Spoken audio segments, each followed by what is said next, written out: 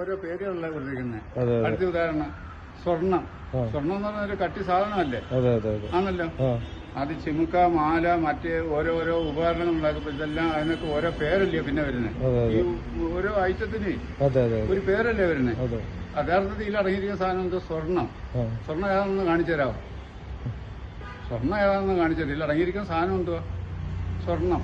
പക്ഷെ സ്വർണത്തിന് ഇത് പണിഞ്ഞു കഴിഞ്ഞ് അത് മെഷീനിലും തട്ടാന്മാരുടെ കയ്യിലും ഒക്കെ കയറി കഴിഞ്ഞു വിവിധ രൂപങ്ങളിലായി കഴിഞ്ഞപ്പം വിവിധ പേരുകളിലായിപ്പോയി.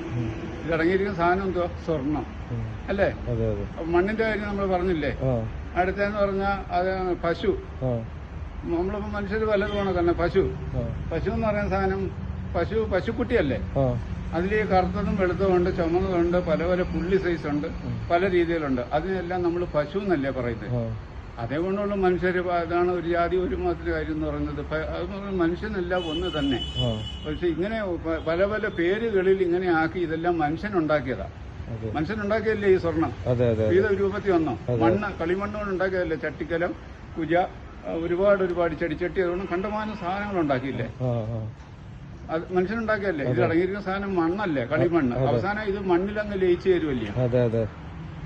ആണല്ലോ. ഉടഞ്ഞു പോയാൽ മണ്ണിൽ ലയിച്ചങ്ങ് ചേരുക.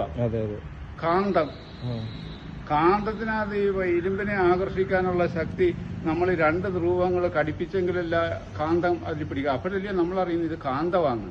അതിന് നമുക്കറിയാം ഇത് കാന്തമാന്ന്. അറിയുമോ? ഇല്ല. ഇത് തൊട്ടിങ്ങനെ പിടിച്ച് മെറ്റലിൽ പിടിച്ചപ്പോഴറിയുന്നത് കാന്തം. ആ രണ്ട് ധ്രുവങ്ങൾ അതിൽ കടിപ്പിച്ചപ്പോൾ മാത്രം. എന്നാ ഈ കാന്തത്തിന്റെ എന്താന്ന് കാണിച്ചു തരാമോ? കാന്തം എന്തുവാന്ന് കാണിച്ചു തരാൻ പറ്റുമോ?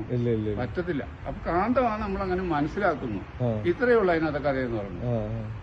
കാന്തത്തിന്റെ കാര്യം അങ്ങനെ ഓരോ ഐറ്റത്തിനകത്ത് ഇതുകൊണ്ട് അതുകൊണ്ടായി പറഞ്ഞു മനുഷ്യനെല്ലാം ഒന്ന് തന്നെ എന്ന് പറയുന്നതിന്റെ കാരണം അത് തന്നെ. വിവിധ രൂപങ്ങളിൽ മനുഷ്യൻ ഉണ്ടാക്കി വെച്ചിരുന്നതിൽ ഓരോ പേരുകൾ സൃഷ്ടിച്ചു.